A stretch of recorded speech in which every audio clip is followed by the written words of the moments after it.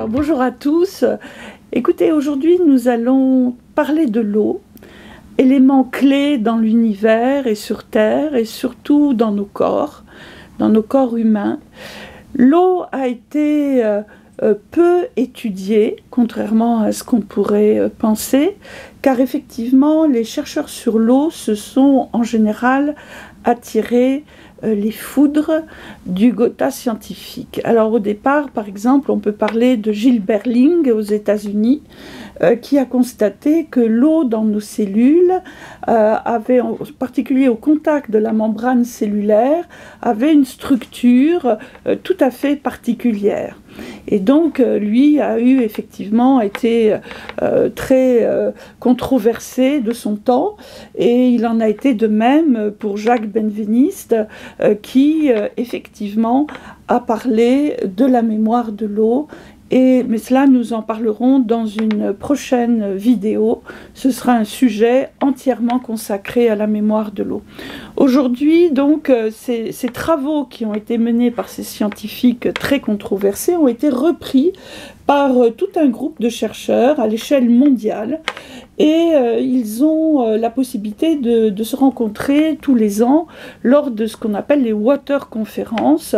Et en fait, tous ces chercheurs, bien sûr, ont compris l'intérêt de faire appel à la physique quantique. Donc en général, ces Water Conferences effectivement accueille aussi bien des chercheurs sur l'eau, des chercheurs en biochimie, mais dans plein de domaines, que ce soit la médecine, il y a beaucoup d'homéopathes qui viennent aussi, mais aussi donc des scientifiques, des physiciens quantiques qui viennent de Russie, tout particulièrement, mais pas que.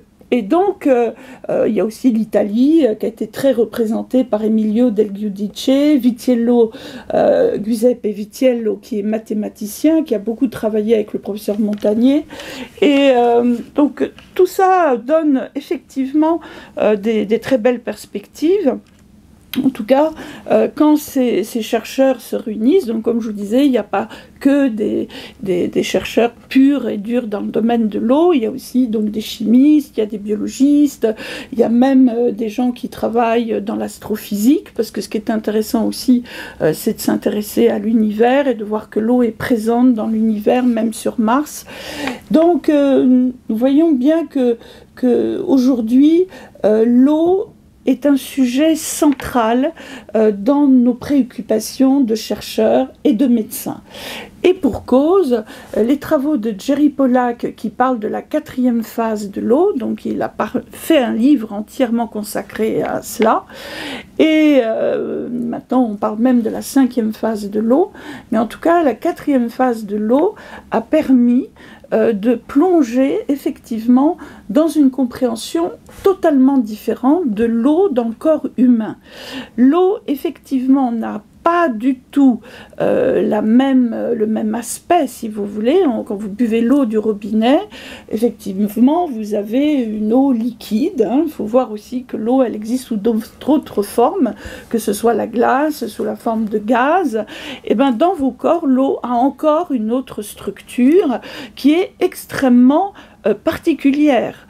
Et donc ça, c'est tout le travail de Jerry Pollack qui a montré que dans nos cellules, au contact de la membrane cellulaire, ce que constatait Gilles Berling, c'est-à-dire que l'eau a une structure différente en couches, et en particulier, donc il y a ce qu'on appelle cette eau structurée, s'appelle Easy Water, Exclusive Zone Water. Pourquoi?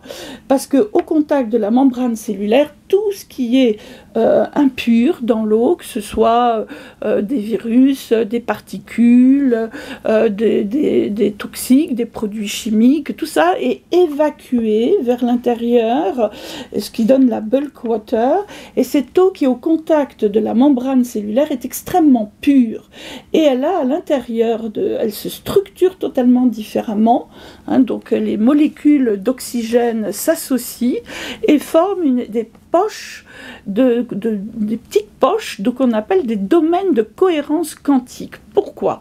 Parce que donc là, tous les ions H+ ont été exclus de cette zone-là. C'est pour ça qu'on parle d'exclusive zone water, easy water. Mais si vous voulez, cette association, cette structuration des molécules, des ions oxygène, donc va faire que ces poches de cohérence, de domaines de cohérence quantique vont avoir des capacités particulières de capter de l'information, de stocker de l'information et de redonner de l'information. Nous sommes face à une zone qui a effectivement une capacité, telle un transistor, d'émettre de l'information et de la stocker et de la redistribuer, donc à volonté. Donc nous sommes là devant une compréhension totalement différente de ce que nous a enseigné, c'est-à-dire que même à l'intérieur de la cellule, toutes les molécules d'eau s'agencent autour des organites, que ce soit de l'ADN, de l'ARN, des organites intracellulaires, des appareils de Golgi, etc., des protéines intracellulaires. Toutes ces organites qui sont à l'intérieur des cellules sont entourées de couches de molécules d'eau qui ont certainement une action au niveau de la communication intracellulaire et extracellulaire. Donc nous sommes devant des faits qui ne sont pas enseignés, et donc si vous voulez, toutes ces notions-là restent ce qu'on appelle des affaires d'experts. Ce qui est beaucoup plus intéressant encore, c'est que quand vous prenez cette Easy Water, elle a des capacités tout à fait particulière. Elle est chargée électriquement. Les gens qui ont mis en évidence cette notion de charge électrique au niveau de la cellule auraient dû avoir le prix Nobel. Or, ils sont parfaitement inconnus au jour d'aujourd'hui. Tous ces travaux, si vous voulez, ont été faits également, montrent que cette couche de Easy Water n'est pas liquide, c'est comme un cristal, si vous voulez, c'est visqueux, c'est une forme de cristal liquide. Et surtout, si vous voulez, ce qui est intéressant, c'est que cette zone est sensible à la lumière. Donc en fait, quand nous sommes exposés au soleil, en fait, cette couche Easy Water, qui est très importante pour la santé de la cellule, la santé humaine, va augmenter en taille. Et donc on est un peu en train de constater que ce soit la lumière solaire, mais surtout l'infrarouge, et puis d'autres, des aliments, par exemple, tout ce qui sont les jus verts, les jus de légumes en particulier, mais aussi le ghee, mais aussi donc le beurre clarifié, mais aussi l'huile de coco, mais aussi le basilic, mais aussi le curcuma. Tous ces éléments sont extrêmement bons pour la santé. Ils agissent sur l'augmentation de taille de cette zone, de cette exclusive zone. Donc on voit que la santé humaine peut être effectivement maintenant explorée d'une façon extrêmement fine. Et cette Easy Water, donc si on arrive à l'isoler et qu'on la fait, par exemple, parce qu'on peut le faire maintenant en utilisant des éléments similaire à la membrane cellulaire, par exemple du naphion, qui est une membrane hydrophile. Donc là, l'eau va se structurer au contact de cette membrane hydrophile exactement de la même façon que dans nos cellules. Et si on isole cette zone, cette exclusive zone water, et qu'on la laisse à la température ambiante, elle va devenir solide. Elle va devenir solide, et quand on l'étudie, on s'aperçoit qu'elle est d'une richesse incroyable au niveau de l'information. On dira qu'elle contient beaucoup plus d'informations qu'un transistor, par exemple. Donc on est face à des choses tout à fait nouvelles, tout à fait révolutionnaires. Et donc l'eau dans nos cellules, comme disait Jacques Benveniste, elle va avoir un rôle tout à fait de clé, si vous voulez, pour notre santé. En fait, à travers cette compréhension de la structure de l'eau intracellulaire, on comprend notre sensibilité finalement à tout ce qui est vibratoire. Jacques Benveniste parlait déjà de vibration moléculaire, ce qui a été repris aussi par Mae Wan Ho, qui parlait de quantum jazz of life. Elle disait à l'intérieur de nos cellules, tout est son, tout est lumière. Nous sommes sensibles à la lumière lumière, c'est ce que nous venons de dire avant, mais nous sommes sensibles aussi au son, à tout ce qui est vibratoire, à la musique en particulier, à la musique vivante, par exemple un concert où nous assistons, cette musique nous nourrit, donc nous voyons bien que quelque part nous pouvons parler aujourd'hui de sound medicine, de music medicine.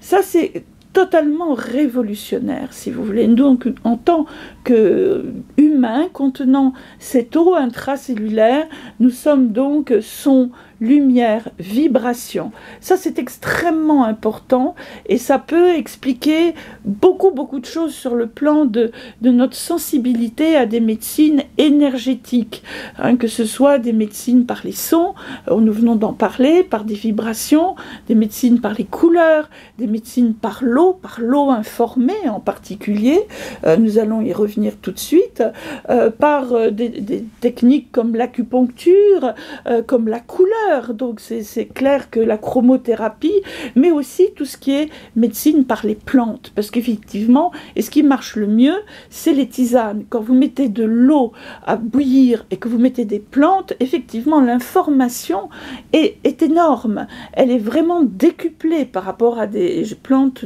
en gélules, si vous voulez. Mais ça, c'est ce que disent tous les Sud-Américains, tous effectivement les chamans, mais aussi en Afrique, mais aussi en Chine, on utilise les plantes non pas en gélules, mais dans des soupes, ou dans des tisanes, ou dans des thés. Voilà, ça c'est extrêmement important. Et effectivement, je parlais de l'eau informée, c'est certainement une des choses les plus essentielles, si vous voulez, pour l'avenir, surtout à une période où quelque part nous rentrons dans des pénuries de médicaments. Il faut savoir que l'eau a la possibilité d'être informé, comme je vous ai dit tout à l'heure. Hein, il y avait une expérience qui avait été faite où on prenait des verres d'eau et c'était des eaux qui étaient en bouteille au départ, donc vous aviez des bouteilles en plastique, des bouteilles en verre, donc en tout cas on mettait dans différents verres d'eau un peu de chaque bouteille, et stupéfaction, quand on passait ces verres d'eau dans un système qui détecte les codes barres, bah effectivement le prix de la bouteille d'eau s'affichait, ce qui veut dire que tout ce qui était indiqué sur la bouteille d'eau, en particulier le code barre, informait l'eau qui était dans la bouteille. Donc quand les gens me disent j'aime pas boire de l'eau, je leur dis souvent bah oui c'est normal, ils me disent je la sens très lourde, elle me tombe sur l'estomac, je n'arrive pas à boire de l'eau, même en bouteille. Je leur dis évidemment il faudrait faire bouillir l'eau. La meilleure façon pour éliminer des informations comme ça qui n'ont rien à faire dans l'eau que vous buvez, c'est effectivement de faire bouillir l'eau. Et l'eau, si vous voulez l'informer, l'eau doit être bouillie, elle doit être de très bonne qualité, donc elle doit être purifiée, elle doit être nettoyée de tous ces miasmes, éventuellement bouillie, donc pour effacer toute information négative, et puis ensuite bah, vous pouvez donner l'information. Moi j'avais une maman qui se plaignait que ses enfants étaient extrêmement fatigués, et effectivement elle a mis sur sa bouteille d'eau une information qui était force, énergie, et les enfants en 2 jours ils avaient une énergie telle qu'elle arrêtait de le faire. Donc c'est clair que quand vous informez l'eau, vous avez la capacité d'informer l'eau de vos cellules. Hein, ça c'est extrêmement important. Il ne faut pas oublier que l'eau, dans toute la tradition, la grande tradition chinoise, mais aussi chez les peuples racines, par exemple chez les Kogi, l'eau a un caractère sacré. L'eau c'est le féminin sacré. Il ne faut pas oublier que les Kogi nous disaient quand on maltraite l'eau, on maltraite la femme. Quand on maltraite la femme, on maltraite l'eau. C'est immense. Donc voilà, c'est ça que je voulais vous dire. Suite dans nos prochaines vidéos, la mémoire de l'eau et l'homéopathie. Évidemment, ces 3 vidéos sont un peu comme une saga qui retrace l'importance de l'eau dans nos vies. Merci à tous.